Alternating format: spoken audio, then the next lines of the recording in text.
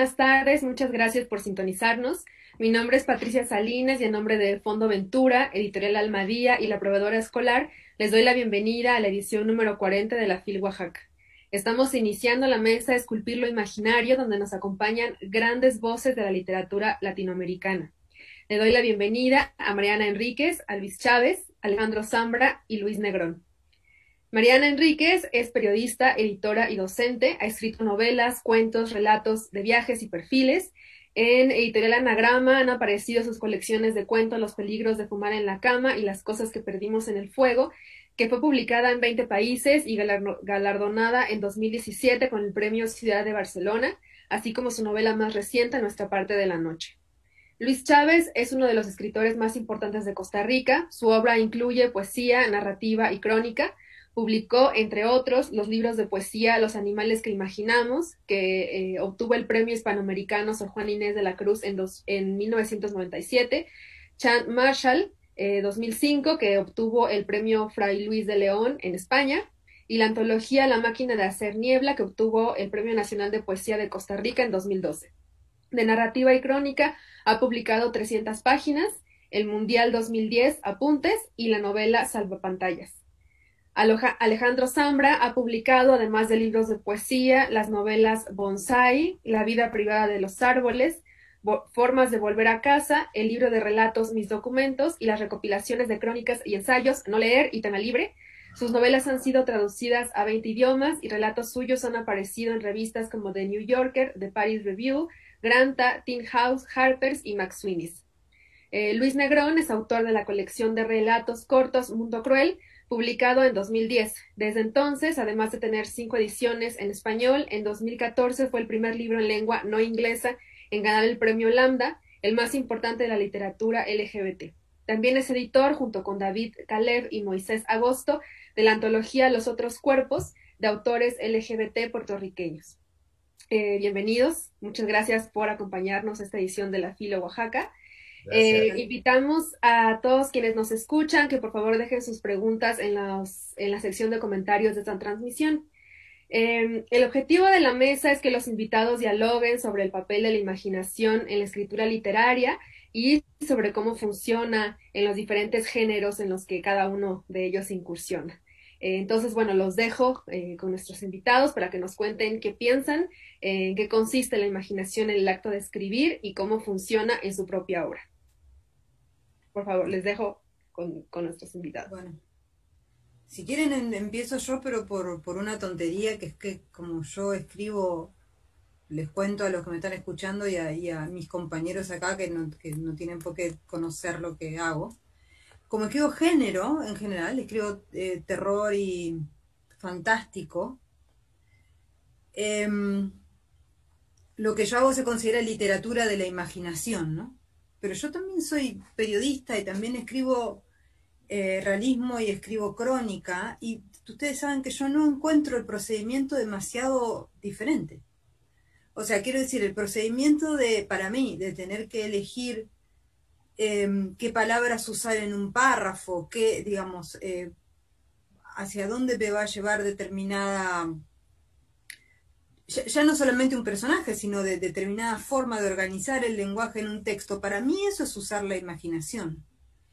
Y a veces me cuesta explicarlo, no yo a los lectores que no tienen por qué entenderlo, pero a veces incluso digamos, a compañeros críticos o a compañeros escritores que piensan que yo soy una persona de imaginación desbordante. La verdad es que no. La verdad es que lo que tengo es un gusto muy particular y lecturas muy particulares de un género que me gusta mucho. Pero después, cuando tengo que escribir una crónica, yo siento personalmente que uso tanto ese músculo extraño de la imaginación como cuando escribo un cuento sobre un demonio. Yo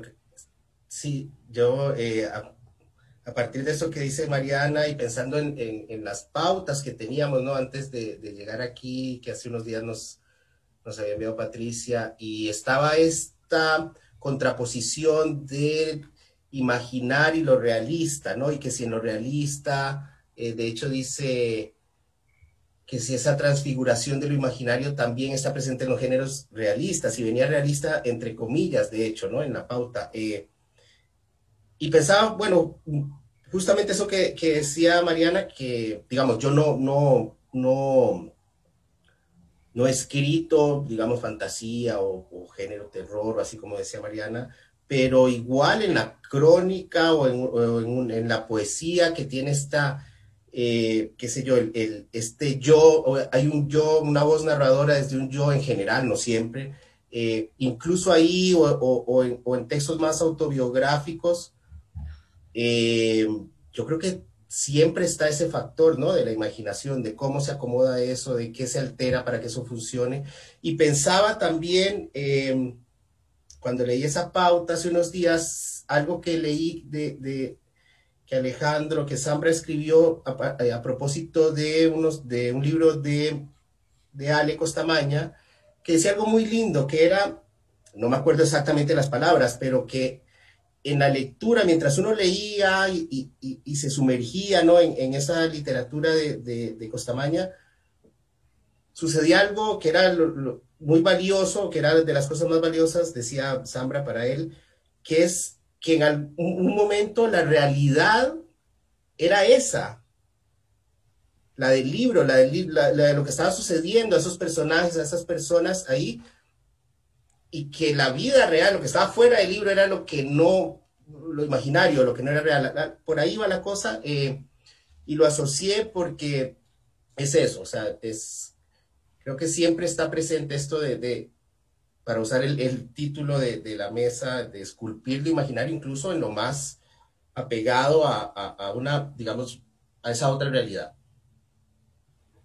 A mí me pasó, yo publiqué un libro de crónicas que se llama Los Tres Golpes, y la gente, bueno, fue muy gracioso porque El Mundo Cruel, que sí es un libro de cuentos, la gente insistía en decir que sí, que eso me había ocurrido, que eran autobiográficos, acercarlo a la no ficción en sus comentarios, y el libro que propongo como crónica, pues lo ven más como, pues, incluso quien presenta el libro dice que es un libro de relatos, en fin, porque yo meto mucho la imaginación. Por ejemplo, al escribir una persona, yo me atrevo a imaginarme su vida y a hacer un comentario, decir, me lo imagino en su casa haciendo tal y tal cosa, me lo imagino cómo se crió en su pueblo, que yo le añado a esa biografía, y yo creo que todavía eso es algo que se recibe con sospecha, ¿verdad? Y aquí yo, aparte de lo que han dicho ustedes, que eso ya de por sí, incluso cuando antes de uno plantearse escribir, yo, por ejemplo, que vengo de una familia donde el libro no había, no había ni para leer, ni para discutirse, eso no entraba. Lo único que se me reconocía tal vez era mi capacidad de imaginar, ¿no? De la imaginación, de la ocurrencia, que ese es como que el primer vehículo, la primera herramienta que uno tiene incluso antes de aprender a leer y escribir. Pero sí, sabe que en la crónica, en la no ficción, la imaginación, ¿sabes? Tú estás viendo esa realidad que tú supuestamente vas a ir a documentar, y ya de inmediato tú te la estás, de alguna forma estás imaginando cómo la vas a escribir, así que sí. Yo también quería hablar un poquito, bueno, ahora no, pero en algún momento cuando me escuchaba, o sea, se planteaba lo del taller, perdón, lo de la charla de hoy, también pues creo que sería en algún momento chévere hablar de cómo la literatura afectó nuestra imaginación, cómo imaginamos el mundo. Yo, por ejemplo, mi lectura de niño, pues me hacían ver, ¿sabes? O sea, no tan solo uno usa la imaginación para escribir, sino que leer también de alguna forma provoca esa imaginación y de alguna forma conectarlo a la escritura, no sé, cosas que pensé que podríamos hablar y la batiendo. Sí. Me volviste, Alejandro. Yo me fui. ¿Era yo solamente? Sí, te fuiste. Solamente vos. Se desconectó solo y ni siquiera se cayó. Ah, estamos al aire. Estamos al aire, tenés cuidado. No, yo quedé ahí como esperando y no pude escuchar lo que dijo Luis porque pensé que era un problema en general, ¿no? Y bueno, en relación a lo que ustedes comentaban, yo creo que se castiga mucho la idea de ficción, ¿no? Y que está bueno insistir en reformularla o reivindicarla, porque no es que no se haya definido, o sea, hay mucha gente que ha insistido en que la ficción no se opone a la verdad, ¿no? O sea, simplemente se sitúa de otra manera frente a lo verificable, ¿no? Y es medio grave renunciar a la ficción, porque hay ficción en los sueños, en todas las situaciones en que el lenguaje nos sirve de una forma más directa, ¿no? O sea, un vínculo muy directo, ¿no? Si cuentas un chiste, aparece la ficción y nadie reclama porque ese chiste no sea verificable, ¿no? Entonces, creo que estoy yo todavía con una sonrisa de oreja a oreja por los resultados del plebiscito en Chile. Y viene ahora un momento en que se va a intentar escribir una constitución. Bueno, se necesita mucha ficción para imaginar esas palabras, ¿no? Y esa discusión se nutre de una imaginación que tiene que estar al servicio de la prefiguración de todos los escenarios y tratando de incluir a pesar incluso de las convicciones o a favor de las convicciones. O sea, toda esa discusión es una discusión que requiere de la ficción, o sea, y de la imaginación. Entonces creo que está bueno poner eso por delante, ¿no? O sea, se necesita se necesita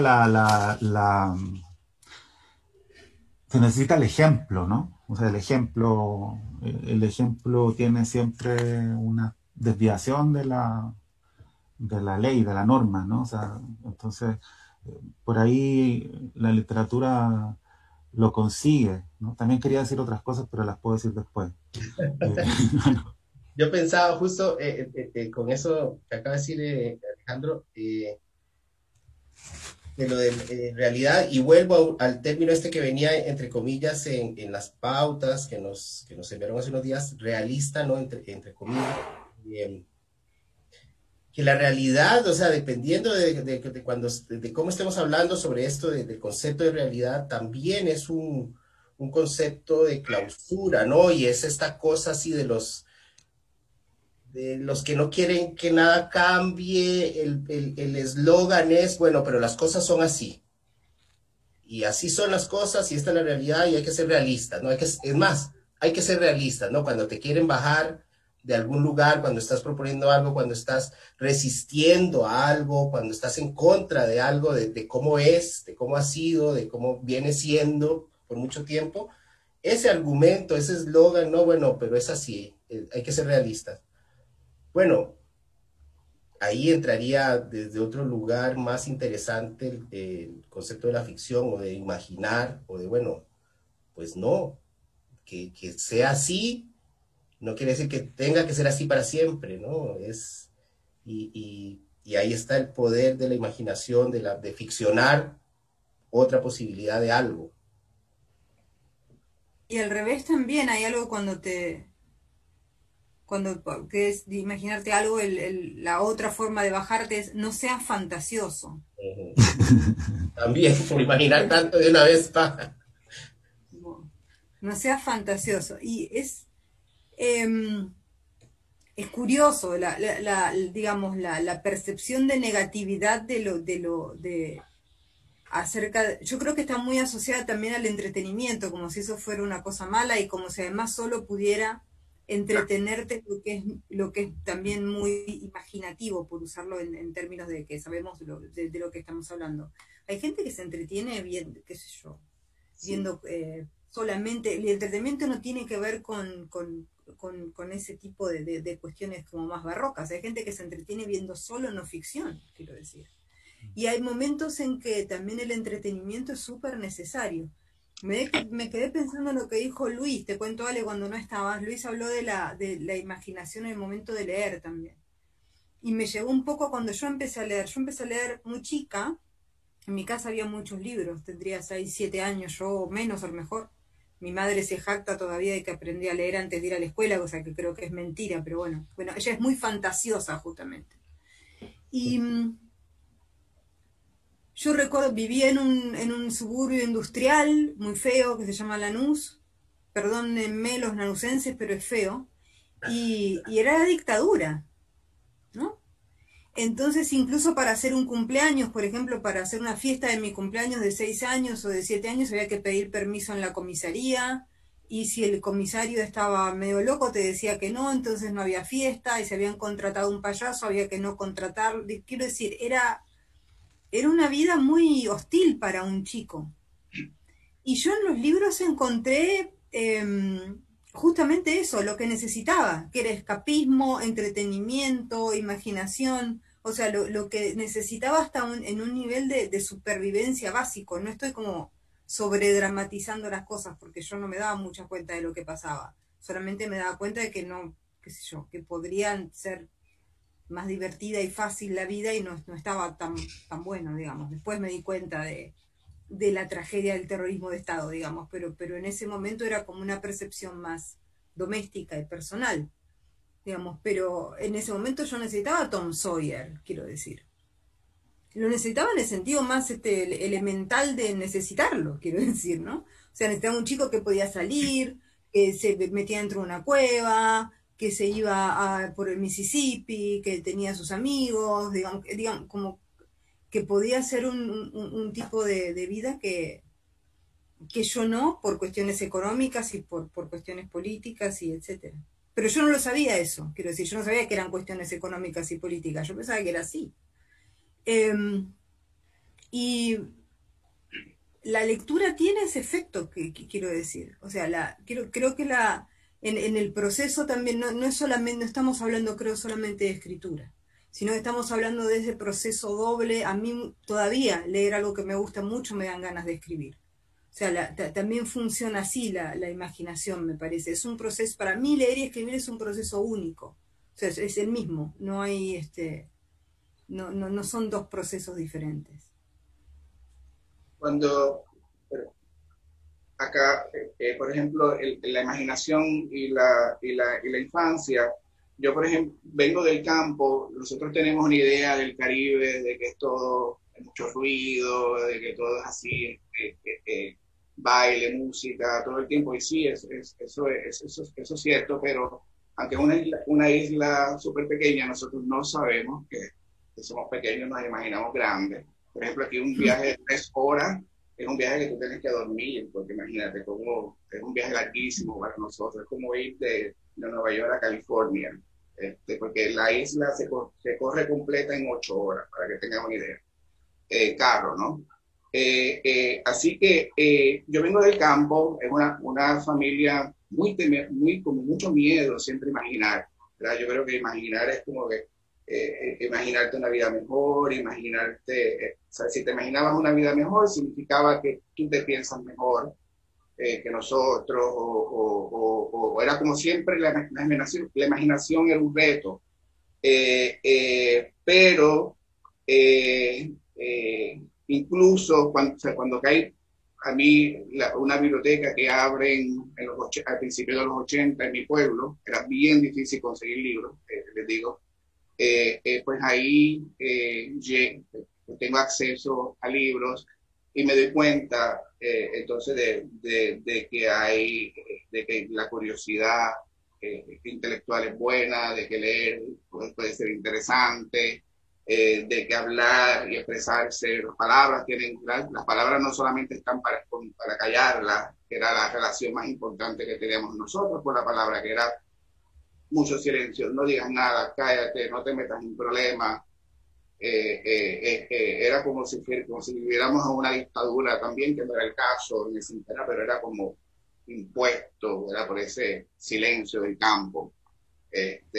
Y pues los libros, pues ahí, incluso la idea que yo tenía de Puerto Rico era una idea, yo nací en el 70, comienzo a ser un lector más asiduo en los 80, y estoy leyendo la literatura de Puerto Rico de los 50, así que tenía una idea de Puerto Rico que no era la que estaba en otros pueblos, así que sí. Yo pues no sé, pues como por ahí la imaginación se nutrió de eso, ¿no? Sí, Ahora, yo estoy muy... bueno, Perdón. no, Dale tú. es algo cortito, esto de la infancia y la lectura y de imaginar ese lugar en el que uno está. Y aquí hubo un libro que recuerdo de la infancia, porque me pasó dos cosas, ¿no? Con la lectura, que sí estoy de acuerdo con lo que dice Mariana, de que lectura y escritura, por lo menos para los que por alguna razón terminamos escribiendo, están juntos, ¿no? La lectura y la escritura. Pero bueno, iba a esto de la infancia.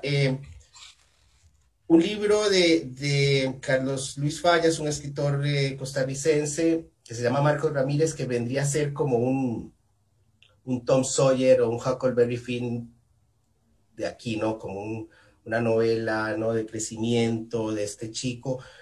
Y me pasó dos cosas con ese libro, porque yo había empezado a leer también desde muy temprano, lo que encontrara, o sea, tampoco había gran estímulo, mis padres no eran lectores, pero bueno, se dieron cuenta que ese niño que veían por ahí leyendo lo que le caía en las manos, no sé, hasta el manual de la aspiradora, de la licuadora, dijeron, bueno, mira, le gusta leer, compremos los libros. En fin, me pasó dos cosas. Primero, encontrar palabras que no conocía,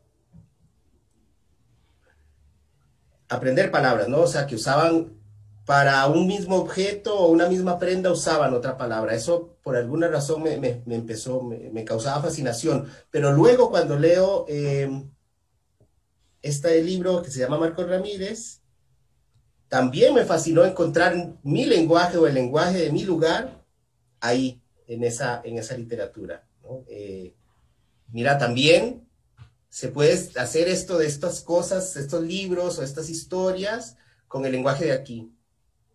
No sé, esa era el pequeño comentario que tenía a partir de que me despertó lo que decía Negrón, Luis.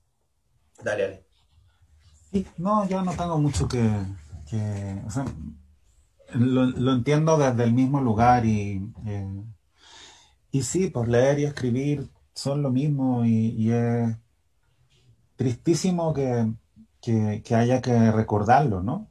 Porque significa que hemos aceptado una forma de estudiar y de acercarse a la literatura que no compartimos, pero la entendemos como inevitable, ¿no? O sea, que estén por un lado los talleres, por el otro la docencia teórica. O sea, creo que hay mucho que hacer en ese campo para nosotros, ¿no? Escritores, profesores, lectores, y sobre todo en relación a la infancia, ¿no? O sea, creo que ahí se genera como un primer quiebre medio irreparable, en que básicamente el colegio les dice a los niños, ustedes no saben nada y empezamos de cero, justo en el momento en que ya lo aprendieron todo, ¿no? O sea, porque a los 6, 7 años ya lo aprendieron todo, ya aprendieron mucho más de lo que van a aprender el resto de su vida, ¿no? Eso entiendo yo que es así.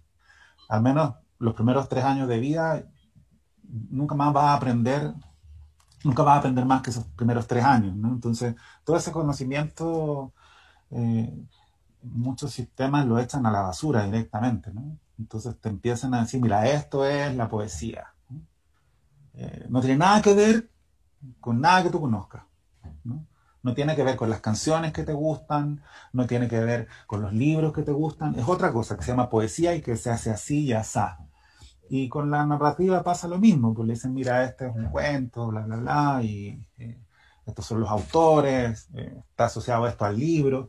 Eso no tiene nada que ver con los chistes, ¿no? Que tú sabes contar, que aprendiste a contar, que te costó tanto aprender a contar, ¿no? Te costó tanto aprender a contar un chiste, porque puta que era difícil, ¿no? O sea, empezar, primero lo replicabas, lo decías, y claro, la gente se reía, pero después te diste cuenta que se reía de que contaras un chiste, no del chiste que habías contado. Y después te diste cuenta de algo aún peor, más sombrío, y es que no podías contarle el mismo chiste a la misma persona una y otra vez, ¿no? Salvo que lo variaras, entonces ahí apareció el estilo, todo eso ya un niño lo sabe. Y por algún motivo decidimos estudiar la literatura con esa separación tajante entre leer y escribir. Y por supuesto estoy generalizando, y hay muy buenos profesores que van en una dirección contraria y consigan que desde muy chicos los niños entiendan el carácter subversivo de su sacar la voz, que le den carta de ciudadanía a su soñar despierto, que no se sientan raros por estar imaginando mundos que no existen, ¿no? Que es lo que decía Mariana también, de algún modo. Entonces creo que por ahí es bien importante atacar el asunto, como volver a pensar que tiene que estar, o sea, volver a vincular los conocimientos literarios con la experiencia a ese nivel, digamos, en los primeros años, que no sientan que el colegio es una jerigonza que tienen que aprender sí o sí. Digo, también lo pienso un poco porque hay mucha gente muy preocupada de estos temas hoy a raíz de lo que ha provocado la pandemia, ¿no? Entonces ahí, de nuevo, la pandemia, qué sé yo, nos gusta, la odiamos, no nos gusta, quiero decir, tratamos de encontrarle el lado bueno, y uno de esos lados creo que está vinculado con la escritura, o sea que seguramente es un tiempo en que mucha gente empezó a escribir, ¿no? No porque quieran ser escritor necesariamente, pero volvió a encontrar esa necesidad, ¿no? Y está bueno discutirlo. Bueno, no sé, me desorganicé, pero... Más bien hay un montón de temas ahí, ¿no? Claro. Digamos, los talleres, bueno, fui a talleres, coordino talleres desde hace tiempo, de todo tipo, y si hay algo que ha sido... Ahora, de nuevo no fui yo. No, ahora es. Por eso lo dijo él. Una constante es... ¿Sí me escuchan? ¿Me perdí? ¿Me fui? ¿Volví? Ahora sí, claro. Ahora sí. Ahora sí, ya. Que los talleres, ¿no? Que fui a talleres, coordino talleres desde hace un montón y de todo tipo, y algo que ha sido constante y que bueno, que hasta parecería obvio, pero bueno, lo digo, es que no todo el mundo llega a estos lugares desde, ¿no? Con la misma intención, o su punto de partida no necesariamente es el mismo, son muy diferentes entre sí, y que está ese montón de personas que no necesariamente quieren escribir en sentido de ser escritor o escritora o de publicar, no, van y quieren hacer un taller y llevan sus cosas y escriben, y eso está bueno, o sea, como que yo creo que tiene que ver con esto de que, no, ser escritor o escribir es esto, escribir es para los que quieren ser escritores, no, todo, o sea, que tiene que ver una cosa con la otra,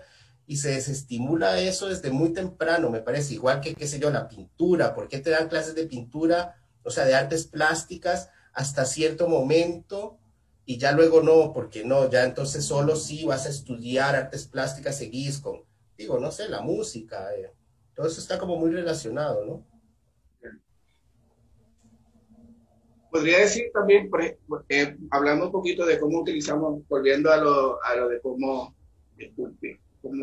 escribimos utilizando la imaginación. Mi último trabajo fue una pieza de teatro. Bueno, realmente hice un musical. Cuando Mariana habla de que ella trabaja género, yo pensé decir yo trabajo subgéneros.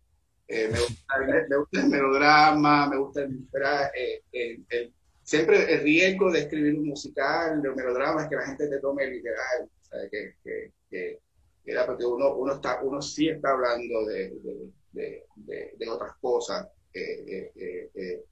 Yo simplemente me gusta esa plataforma para explorar pues, lo que me interesa comentar de la experiencia humana. Y haciendo el musical, me gusta decirlo así, musical, porque suena como que, ¿cómo? Yo recuerdo, pues yo lo quería escribir, ¿no? Pues que es más fácil, se lo escribía yo y todo eso, y yo nunca había escrito teatro, yo sé ir al teatro, y como todo lo que escribimos, ¿verdad? Cuando nos estamos leyendo o viendo una obra de teatro, estamos escribiendo también ahí al mismo tiempo, eso de que escribimos y leemos, escribir y leer es lo mismo. Pues el dramaturgo que era Jorge Espinosa, cubano, quien me ayudó también con ese primer borrador, me dio esta instrucción que me ayudó muchísimo. Me dice, imagínate la obra que quieres ver y escríbela. Así, con esa simpleza, ¿verdad? De un cubano a un boricua caribeño, así, plan. Y yo lo capté, pero me faltaba algo, ¿verdad? Que tiene que ver más con el teatro. El teatro se escribe para un espacio y tiene que estar ocurriendo en ese momento. Así que yo pedí ir a la sala, en este caso había una sala donde se iba a hacer la producción, y tuve que ir allí y estar allí y caminar. Entonces me imaginaba yo el teatro, porque nunca había hecho yo teatro, o sea, que estoy estudiando teatro sin estar tan siquiera en un escenario. Así que esa parte me ayudó, y pues imaginarme la obra que quería escribir, pues fue un recurso aquí, por lo menos que me soltó y me dio la confianza para escribir un musical melodramático y bueno, eso fue lo que hicimos. ¿Escribiste la música también? No. Interesante porque ahora unos productores lo acaban de comprar y lo quieren hacer como ¿se acuerdan cuando se grababa teatro, que era así como un set de televisión que tiene estos quiche? Todo, porque pues la pieza, el montaje también era quiche, tenía todas estas cosas así bien de set, de estudio, mucho escapismo, es una historia sobre el SIDA. Y entonces, pues, esta gente realmente lo que están es imaginando la felicidad de otra forma, ¿no? Así que la música, yo decía, bueno, yo quiero que esta canción hable de tal cosa, es un musical muy, muy típico, ¿no? En donde la música se aprovecha para hablar de los sentimientos, toda la vaina. Así que sí, me la hizo el cubano, Jorge Espinosa. Una música, una letra hermosísima. Así que... Espectacular. Ojalá salgan de gira. Ojalá. Estaba pensando, y que se puede además hacer una gira, ¿no? O sea, sí. Yo ya iría a ver cualquier grupo horrible de música por el solo hecho de poder pararme ahí con tranquilidad. Pero estaba pensando en ese sentido porque estaba viendo ahí, estaba mirando un poco las preguntas del chat, y en un momento me parece que hay como una confusión que se está haciendo cada vez más clara entre realismo, ficción, imaginación, verdad, periodismo. Yo soy periodista, entonces hay algo que siempre me preguntan, que es: ¿cuánto influyó el periodismo en tu literatura? Y la verdad es que nada. O sea, nada y todo. Lo que quiero decir es, en ambas estás trabajando con el lenguaje y en ambas estás narrando de alguna manera. La grandísima diferencia es que en el periodismo estás trabajando con datos, estás trabajando con responsabilidad pública, o sea, a la gente les tenés que contar lo más fiel posible lo que viste como cronista, como testigo. Y nada de eso tenés que hacer en literatura. Yo tengo muchos cuentos, por ejemplo, que sitúo en un barrio y que hablo de un cruce de calles que a lo mejor son paralelas, pero como en el cuento cuando lo estaba escribiendo no me acordaba si se cruzaban o no, lo dejé así, porque no tiene la menor importancia. en la ficción que sean paralelas. Y los nombres son esos, podrían ser otros, no tiene importancia. Si hubo un choque ahí, yo sí tengo que poner ese cruce de calles tal como es, porque después si alguien murió, interviene un juez, etcétera, etcétera. Creo que estamos en un problema, y un poco lo apuntaba antes Alejandro cuando estábamos hablando previo a la charla, creo, con la verdad a partir de lo que pasa en los medios de comunicación, y no solamente los medios clásicos, televisión, radio, sino también lo que pasa en internet y toda esta locura de estas narraciones ficcionales que son las teorías conspirativas que pasan a ser creídas como verdad y que terminan eligiendo gobiernos. O sea, ya no es solamente que la teoría conspirativa es de tres locos. La teoría conspirativa puede llevar a un montón de gente, no sé, a no creer en la vacuna, por ejemplo, y que un montón de gente, yo creo que no va a pasar eso, que va a ganar el instinto de supervivencia. Pero podría pasar en un pequeño pueblo, que el pequeño pueblo decide no vacunarse porque la vacuna la hizo Bill Gates con la sangre de los bebés que se toma Hillary Clinton, y no lo quieren hacer y morirán. Pero estas narrativas, que son claramente narrativas ficcionales, son tomadas como narrativas verdaderas. Y creo, digamos, que estamos como en toda esta complicación de la verdad, donde los emisores, digamos, responsables de darnos los hechos más objetivos, porque tampoco es que van a llegar a la verdad, porque la verdad es un concepto teológico, diría yo, o sea, es como demasiado complejo, pero sí, algo lo más parecido a los hechos como para que nosotros podamos tomar decisiones, están haciendo totalmente lo contrario. Y eso creo que civilizatoriamente, digamos, nos hace estar en un grandísimo problema. Entonces, ahí creo que creo que parte del, no sé si desprestigio es la palabra, pero parte de un desprecio que ya es un poco, no sé, ¿cómo decirlo? Una especie de efecto, ¿no? Hacia las cuestiones de la imaginación. Para mucha gente también tiene que ver con este problema que estamos teniendo entre distinguir de verdad realidad y ficción. A todos nosotros que estamos acá nos debe haber pasado que vimos una fake news y durante 5 minutos o 2 horas no la creímos. Y eso es un problema. Porque además es probable que todos nosotros creamos que somos gente que no somos susceptibles a eso. O sea, probablemente todos creamos, así como nos hacemos nuestro TL de Twitter con toda gente que piensa igual que nosotros y después salimos al mundo y nos damos cuenta que está lleno de gente homofóbica, facha, mala, etcétera. Pero no, pero sí, mi mundo es lindo. Creo que de la misma manera nos pasa esto, digamos que también nos confundimos y creemos que no. Y no sé, hay algo ahí, digamos, de todas estas narrativas psicóticas que entraron a la política y que, psicóticas digo con respeto a los psicóticos, lo que quiero decir es muy alejadas de la realidad. Y que entraron a nuestras vidas para cambiarlas y para influenciar en la política, que es como casi la única herramienta que tenemos para mejorar nuestras vidas. O sea, los políticos podemos hablar mal de los políticos de acá hasta las 5 de la mañana, pero la verdad es que nuestras vidas terminan estando en sus manos para que estén mejor. Y toda esta confusión en torno a lo que es verdad, lo que no es verdad, y estas narrativas imaginarias de las teorías conspirativas, sobre todo, que además son pésimas como trama. O sea, si a mí digamos, si yo estoy en un taller, como los talleres que tal vez viene un alumno y me trae la trama de QAnon, por ejemplo, o de alguna de estas teorías conspirativas, le digo, esto es un disparate, o sea, esto no tiene el verosímil, esto es un desastre, quiero decir. Y sin embargo, funciona.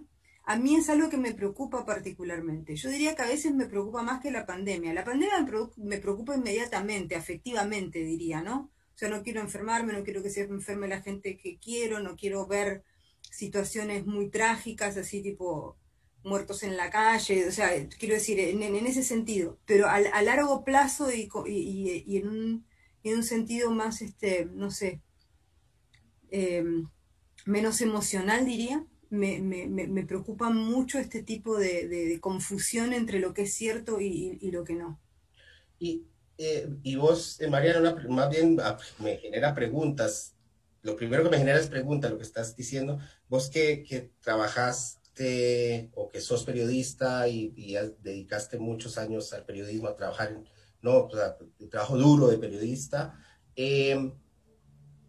porque esto, no, lo que llamamos ahora como fake news, pues existía siempre. Tal vez lo que vemos es como una aceleración o esto activado a la enésima potencia de este tipo, ¿no? Porque, qué sé yo, antes de todo esto, hace, no sé, en los 70s, por lo menos de este lado, aquí, bueno, yo creo que en toda América Latina, el fake news, lo que podríamos decir que era el fake news sobre el comunismo, ponele, ¿no? En mi familia se hablaba del comunismo con unas verdades que eran lo que sería ahora un fake news, ¿no? Pero esa es una aceleración, tal vez, o sea, ¿cuál sería la diferencia? O sea, porque no es un fenómeno de ahora, sino que se le puso ese nombre ahora como el bullying, ¿no? No es que antes no existía bullying, acá le decíamos matones, ¿no? Al niño este que era...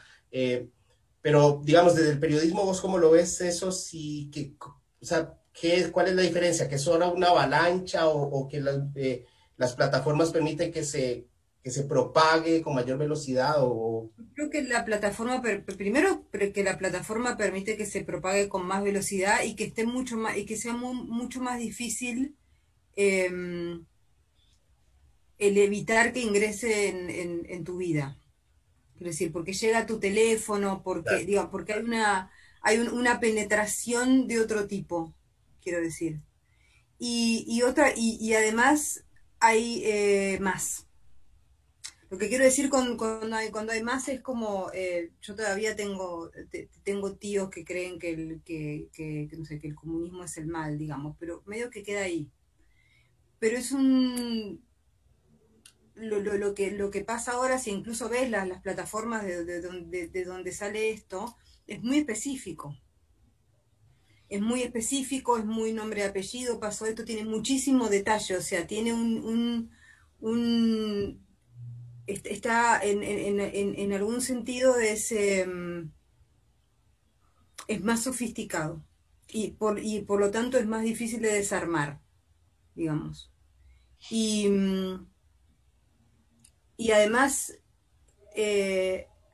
yo creo que en algún sentido es profundamente ideológico, pero es presentado como menos ideológico, digamos.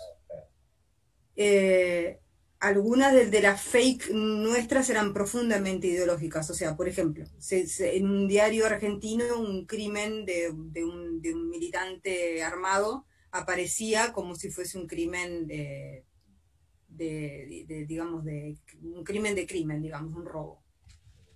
Con el tiempo eso se podía desactivar y de alguna manera se podía demostrar, o sea, había otro montón de palabras que competían con esa y que finalmente, digamos, había como una especie de juego de discursos donde en algún lado aparecía una verdad que se establecía a partir de la política, incluso, a partir de un poder político que decía, no, esta es la verdad. Eso no ocurre más. O sea, está como tan diseminado de alguna manera. Yo lo noto mucho en periodismo, de hecho yo no hago más periodismo de realidad porque creo que es imposible en este contexto. O sea, que está tan diseminado que ya es imposible y que además con lo que te encontrás muchísimo con el lector de periodismo, no quiero acaparar todo y quiero que hablen, pero esto sí es importante, pues es una tontería en realidad, pero es que vos le decís, no, pero los hechos dicen esto, esto y lo otro, y la persona lo que te dice es, bueno, pero yo no lo creo. Y ya está. O sea, no hay, o sea, la persona no cree, no sirve el dato.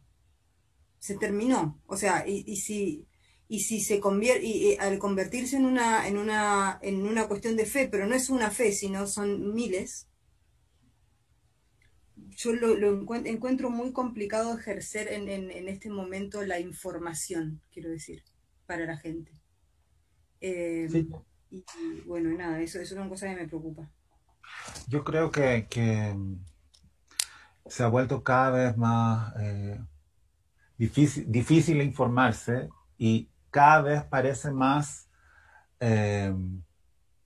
parecemos estar más informados, ¿no? O sea, está esa contradicción, o sea, abunda la información, entonces todo el mundo cree estar informado y a la vez, si nos detenemos a pensarlo, tomamos muchas decisiones en relación a cómo nos informamos a cada rato, a un ritmo que nadie aguanta, ¿no? O sea, yo creo que sobre todo la ilusión de estar informado es muy... Yo que vivo fuera de mi país, claro, en algún momento he tenido que tomar esas decisiones. Resulta que hay una prensa súper debilitada y yo creo que eso es parte importante del problema, aunque seguramente se mezclan las causas y los efectos, ¿no? Pero bueno, han echado un montón de periodistas, hay revistas que ya no existen, y está todo tan orientado a la rentabilidad inmediata que seguramente todos esos despidos tienen fundamentaciones totalmente económicas, ¿no? Entonces ya creo que esa crisis, la del barrio, la de la plaza, la de la comunidad, la ciudad, el país, que no tiene medios de comunicación, que tampoco se junta en la iglesia, porque también ese es un espacio debilitado, no porque la gente haya dejado de creer, sino porque dejó de creer, de ejercer las creencias de la misma manera, ¿no? Entonces, como que todos los espacios de reunión se virtualizaron de pronto, y yo no estoy en contra de eso, pero creo que requiere muchísima energía crítica, de discriminación constante, de trabajo, ¿no? Es un trabajo informarse, que hacemos a diario casi sin darnos cuenta, y nos está llevando a este momento, yo no sé, no quiero sonar... no quiero sonar tan alarmista, pero quizá es imposible no suponer que estamos en un momento de redefinición total de todo, ¿no?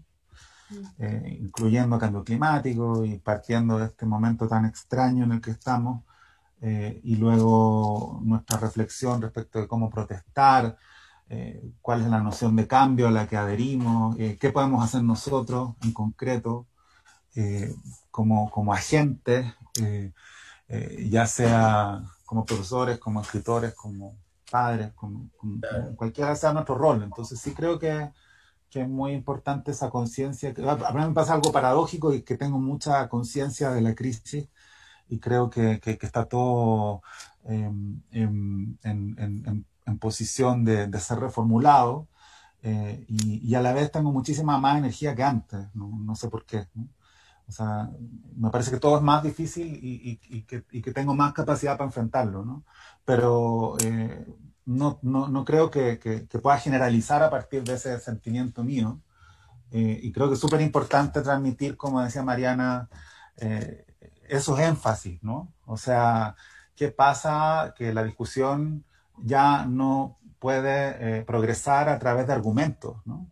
O sea, lo que tú decías suena muy tonto, que alguien responda a eso, ¿no? O sea, yo no lo creo, pero así estamos, pues. Y creo que hay un montón de gente, siempre fue así, pero hay un montón de gente que ya se cansó de pensar tanto. Entonces, cuando viene cualquier saco de huevas que dice que tiene todas las soluciones, va y vota por él, ¿no? Siempre fue un poco así, pero en este caso, bueno, Bolsonaro, Trump, etcétera, está teniendo una incidencia muy grave y muy indudable en nuestras vidas concretas, ¿no? Esto de ya, no sé, es muy complicado, tengo que pensar mucho, pero bueno, este señor dice que lo va a arreglar todo, ya, listo, voto por él. O sea, digo, ya desde cierta conciencia de la complejidad, no desde la inocencia. Eso a mí me interesa, porque no es simplemente como, mira, estos son tontos, entonces les vamos a decir que está todo bien. Sino el caso o sea, Trump es presidente gracias a Twitter, digamos, ¿no? O sea, eso no significa que no haya que usar Twitter, pero hay que ser consciente de lo que significa eso, ¿no? Y hay un grado ya de conciencia, y luego un agotamiento mental que hasta es posible entender, que lleva a la gente a esta solución mágica que en el fondo saben falsa, pero que los tranquiliza, ¿no? Votar por alguien que desde ningún punto de vista es plausible siquiera, ¿no? Si esto de Trump es muy impresionante. O sea, ninguno de nosotros hubiera creído, si te mostraban un video de este tipo gobernando hace 6 años, nadie hubiera creído, todos hubiéramos pensado que era la 8ª temporada de alguna de las 1000 series que les gusta hacer a los gringos sobre la Casa Blanca, que seguramente algo gravitaron en esa idea de show business Casa Blanca, algo gravitó en la elección de Trump, por supuesto, pero creo que es súper importante poner por delante esa complejidad y no ocultarla, ¿no? Es que es un gran acto de imaginación lo de Trump. O sea, yo a Trump lo veía cuando hacía su programa, You're Fired. Ajá. Lo veía en las madrugadas, me divertía bastante, decía que era como un buen showman, ¿no? Pero después me perdí varios capítulos de esa serie y de repente ese señor era presidente, digamos. Y en defensa de la imaginación. Esa fue la segunda temporada. La segunda temporada es cuando ya fue presidente. Ahí. Claro. Y en defensa de la imaginación, ¿verdad? Imaginación y fake news, ¿verdad? Porque, por ejemplo, para el realismo hace falta mucha imaginación, para el hiperrealismo y todo eso. Pero, y los fake news, una de las cosas que delata los fake news es la falta de imaginación. Entonces, ¿cómo a alguien se le ocurre esto? Entonces, cuando tú lo lees, ¿sabes? La imaginación no es enajenarte, ¿sabes? Aquí incluso te ayuda a detectar, o sea, en este caso la falta, a detectar de que es una cosa totalmente absurda, porque ¿quién carajo se imagina esto, no? Así que en defensa digo yo al final, porque imaginar no está peleado con la realidad. ¿Sabes? La misma realidad. No, claro, es que yo creo que también se abusó tanto de esa frase, ¿no? De historia basada en hechos reales. Bueno, a contar una que no esté basada en hechos reales, ¿no? A eso sí que me interesa porque no creo que sea posible y se usa ya como criterio de venta, ¿no? Pero bueno. Bueno, pues lamentablemente ya estamos llegando al final de la conversación. Justamente una de las preguntas del público era si, que un poco ya han contestado ustedes con esta última sección de las fake news, si la imaginación es innata o se desarrolla, ¿no? Entonces, no sé si quisieran hacer algún comentario al respecto de esta pregunta y quizá algún breve comentario, una breve respuesta también en la pregunta si cómo se desarrolla la imaginación pensando en la literatura, pero también en estas posibilidades del mundo real que eventualmente podamos hacer posibles o no.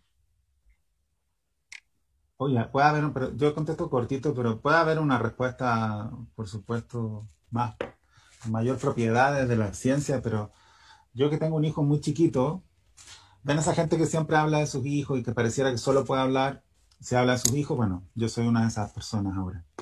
Él está todo, o sea, su imaginación necesita del diálogo constantemente, ¿no? Y creo que si un niño no tiene ese diálogo, yo no digo que no se desarrolle su imaginación, pero sí soy consciente todo el tiempo voy a decir una estupidez porque es muy obvio, pero de lo importante que es estar en situación de diálogo constante. O sea, que él sienta que la pregunta va a suscitar una respuesta y otra pregunta, y que eso suceda a lo largo de todo el día, me parece importantísimo. Yo sé que es obvio, pero creo que sí esas cosas tienen que ver con los hábitos de la casa, ¿no? Igual como, no sé, como dicen a veces la sonrisa, ¿no? O sea, que la gente que ríe poco es porque reían poco en su casa cuando niños, ¿no? No sé si eso sea cierto, pero eso suena creo tremendo. que sí hay algo del hábito ahí. Suena tremendo eso, sí. Pero sí. O sea, el hábito, creo que sí la imaginación es una herramienta, o sea, eso no hay que olvidarlo, ¿no? Como una herramienta que permite solucionar cuestiones que no son nada imaginarias, que son reales, que son crueles, que son atingentes, que son difíciles. Y si no tienen esa naturalidad para aceptar el lado de locura que tiene toda la realidad, estamos fritos o no avanzamos, ¿no? Y está esto también porque tal vez cuando a veces surge esa pregunta, ¿no? Imaginar, imaginación, imaginario. Tal vez es que está cargado de, o sea, porque todo el mundo tiene capacidad de imaginación, o sea, todas las personas. Tal vez ahí lo que pasa es que está cargado, se fue cargando con el tiempo o eso que decía Mariana, ¿no? Que se le imaginan que una mujer con una capacidad desbordada de imaginación, porque se piensa que cuando se habla de imaginación se cargó este término de algo así, ¿no? Como de esa cosa exacerbada de mundos en otros universos o situaciones, yo qué sé, ¿no? Entonces, más bien es como, bueno, ¿no? Imaginar es un montón de cosas. No es solo esa de mundos nuevos, irreales, yo qué sé, situaciones inverosímiles, no, imaginar puede ser algo de a pie también. O sea, yo creo que todo el mundo tiene eso.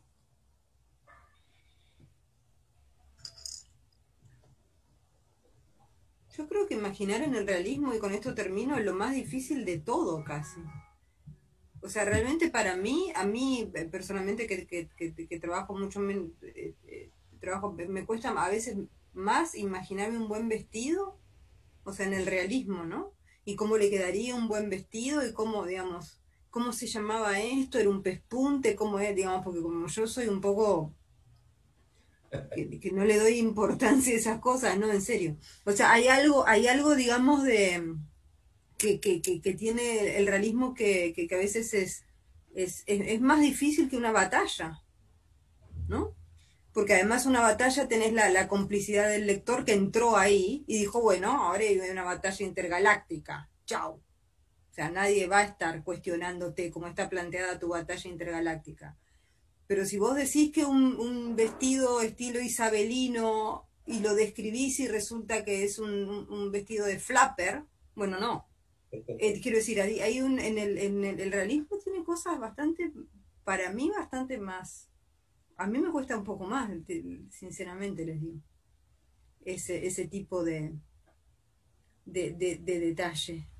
Y me parece que además esto lo digo en defensa de mis amigos los escritores realistas, o sea, tratarlos de poco imaginativos y de gente un poco chata porque escribe realismo, a mí me parece injusto directamente. O sea, pensar que esta gente porque está escribiendo una novela, no sé, sobre la relación de un padre y un hijo, o una novela que tiene una historia de amor, o una novela como Los Miserables, digamos, pensar que esa novela, ese hombre no tiene imaginación, digamos, ¿no? Es una especie de chato que no puede, que no tiene vuelo, que no sé qué.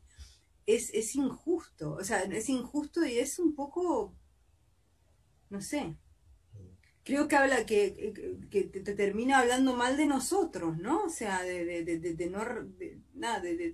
no respetar nuestra algo que nadie más tiene, digamos. O sea, y es qué sé yo. Y además no se termina nunca. Tiene razón Alejandro lo que dice que a los 3 años, 4 años aprendiste todo lo que podés aprender.